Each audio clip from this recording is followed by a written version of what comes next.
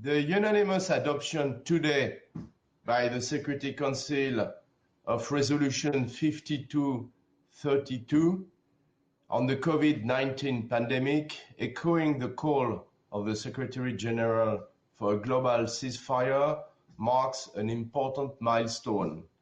Tunisia and France would like to thank all the members of the Security Council for their support and their spirit of compromise, which enable the Council to fully play its role in this unprecedented time. Indeed, the engagement of the Security Council will be critical to mitigate the peace and security implications of the COVID-19 pandemic. This resolution is setting clear priorities: a cessation of hostilities, a humanitarian pause, and solidarity to face the COVID-19 pandemic.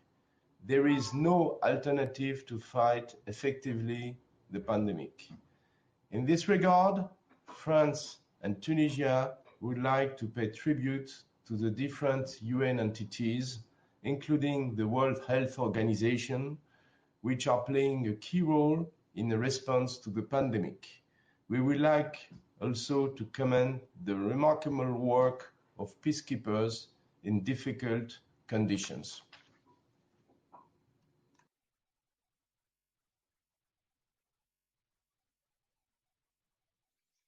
The adoption of a resolution is never an end in itself. This resolution has now to be implemented. France and Tunisia will remain fully mobilized to ensure it, as our ministers will reaffirm tomorrow at the Open VTC on Pandemics and Security organized by the German presidency.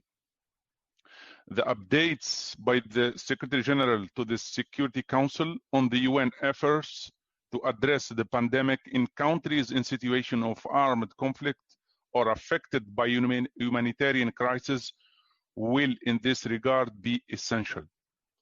The adoption of this resolution is also of high symbolic importance in the sense that it proves that should there be political will, Council members are able to go beyond their divergent views, prioritize the interests of international community, and deliver a message of unity.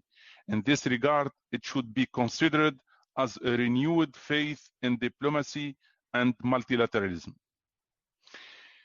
L'adoption à l'unanimité aujourd'hui par le Conseil de sécurité d'une résolution sur la pandémie de COVID-19 qui fait écho à l'appel du secrétaire général en faveur d'un cessez-le-feu mondial marque une étape importante.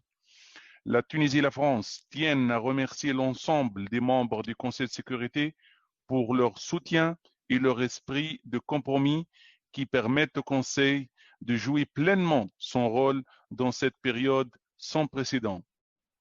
En effet, l'engagement du Conseil de sécurité sera essentiel pour atténuer les conséquences de la pandémie de COVID-19 sur la paix et la sécurité. Cette résolution fixe des priorités claires: une cessation des hostilités, une pause humanitaire et la solidarité pour faire face à la pandémie de COVID-19. Il n'y a pas d'alternative pour lutter efficacement contre cette pandémie. À cet égard, la France et la Tunisie tiennent à rendre hommage aux différentes entités des Nations Unies, dont l'Organisation mondiale de la santé, qui joue un rôle clé dans la réponse à la pandémie. Nous tenons également à saluer le travail remarquable des forces de maintien de la paix dans des conditions difficiles. L'adoption d'une résolution n'est jamais une fin en soi. Cette résolution doit maintenant être mise en œuvre.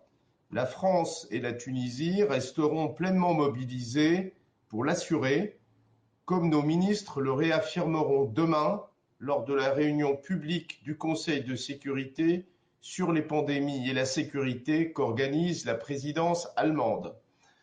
Les mises à jour du secrétaire général au Conseil de sécurité sur les efforts des Nations Unies pour faire face à la pandémie dans les pays en situation de conflit armé ou affectés par des crises humanitaires seront à cet égard essentielles.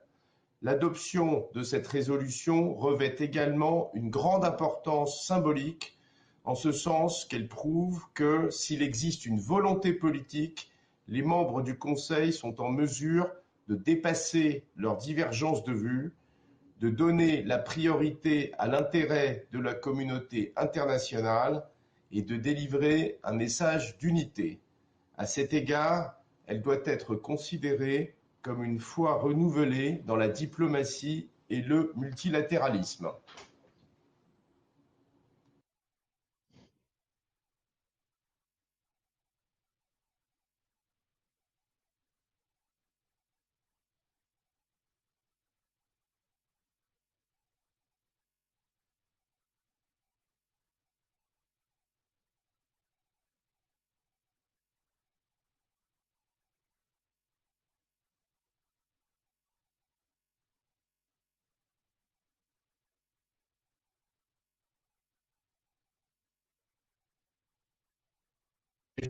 Basically on March 23rd, so it's more than 3 months.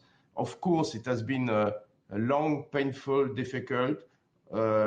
It's obvious that there were major differences among members of the Security Council, and I must say even among permanent members of the Security Council. And such a situation, you have to make compromise. So it took us very long. But and at some stage, I think my Tunisian colleague and myself, we are not really convinced we would make it. But I think, as we just said, we pay tribute to all Security Council members, including the one I just alluded to, and especially the US and China. And in the end, we have been able to propose a compromise. Compromise means everybody enters the logic of a give and take. This is what we have been pushing from the very beginning, and we achieve a good result because we managed to keep the focus on the expectation from the international community and from the invitation of the Secretary General, meaning a cessation of hostilities and the implementation of humanitarian access. Let me add something to what Nicola have just said, that the resolution is not only the result of a compromise between China and the United States, rather the result of a compromise between the 15 members. I think the enormous stakes of this resolution have meant that each member has particular concern, of course, with different degrees. And we made every effort possible to grasp those concerns and turn them into opportunity. There is a nice proverb which says, opportunity don't happen, you create them. And that's exactly what we've been doing all the time. Our secret, I think, is that we managed Tunisia and France to maintain the momentum despite the major differences, several setbacks, and very challenging international context. The great challenge in this resolution is to find the balance between the different positions and to bring them together in a collective and coordinated response to the impact of the COVID on world peace and security.